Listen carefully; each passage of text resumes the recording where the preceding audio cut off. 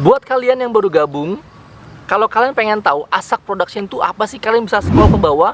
Banyak banget video-video yang kalian bisa pilih atau kalian bisa tonton. Dan simple, buat kalian yang tidak suka Asak Production, kalian tinggal unsubscribe atau kalian bisa lempar komentar supaya Asak Production semakin jauh lebih baik.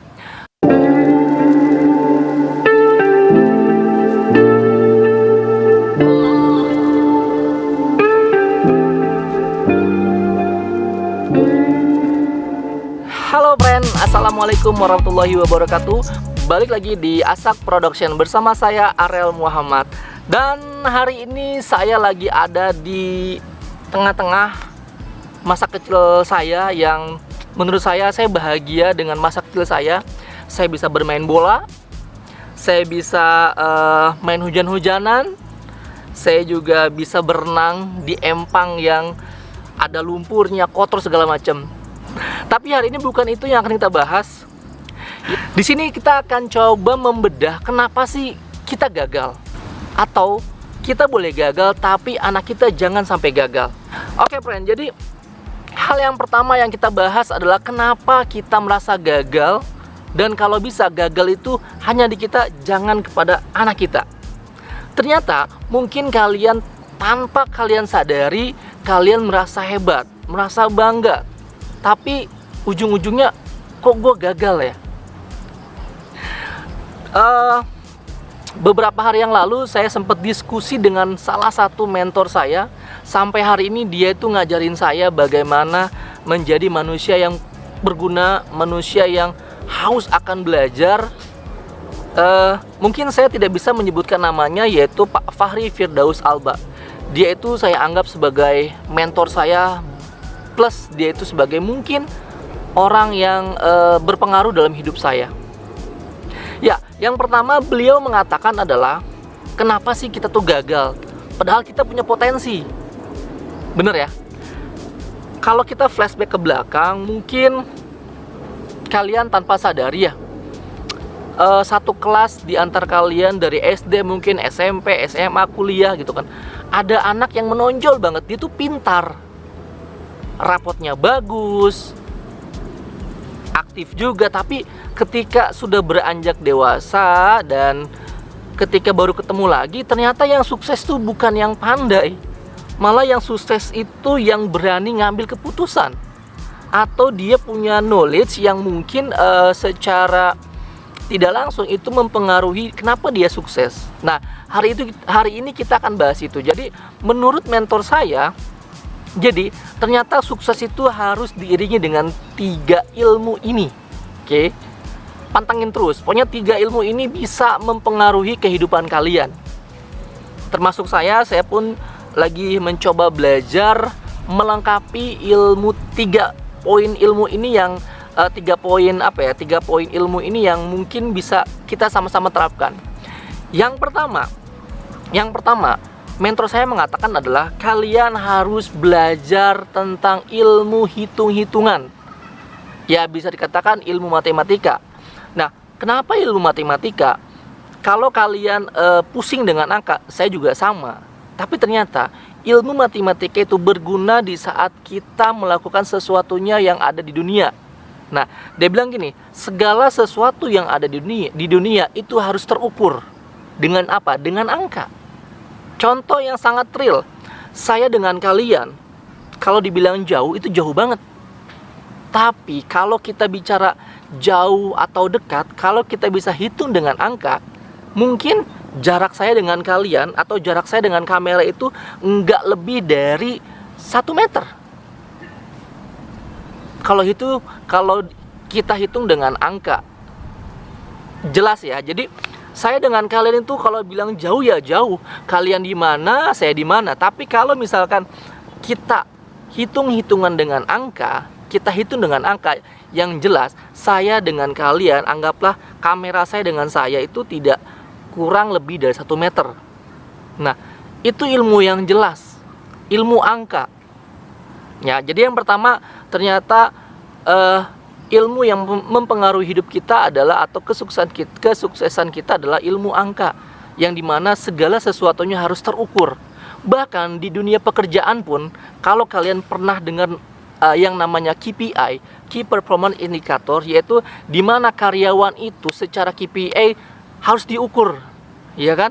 Mungkin di antara kalian ada yang kerjanya itu pakai fingerprint, ada yang cek log, ada yang mungkin sensor mata, tapi semuanya itu adalah dilihat dari kehadiran kalian. Kalian datang jam berapa, pulang jam berapa. Setuju ya? Oke, itu ilmu yang pertama. Jadi ilmu yang pertama adalah ilmu hitung-hitungan. Nah, ini juga bisa diterapkan kepada anak kita. Mulai dari sekarang kita kenalkan tuh anak kita masalah angka atau perkalian yang sifatnya mungkin kalau dia punya basic, dia suka tuh nantinya. Oke, yang pertama itu matematika atau angka. Yang kedua, ternyata mentor saya bilang kalau kita sudah bisa memahami ilmu angka atau matematika, kita harus bisa memahami ilmu public speaking. Ya, kenapa public speaking?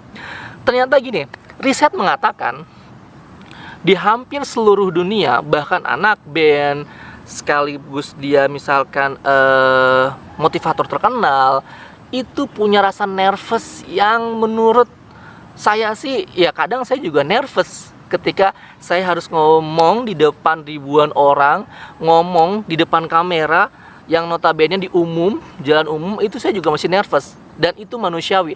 Tapi kalau kita bisa menguasai ilmu public speaking, ya, yang dimana itu bisa berpengaruh ke dalam hidup kita atau kesuksesan kita di masa yang akan datang. Jadi ilmu public speaking itu adalah ilmu yang gampang-gampang susah.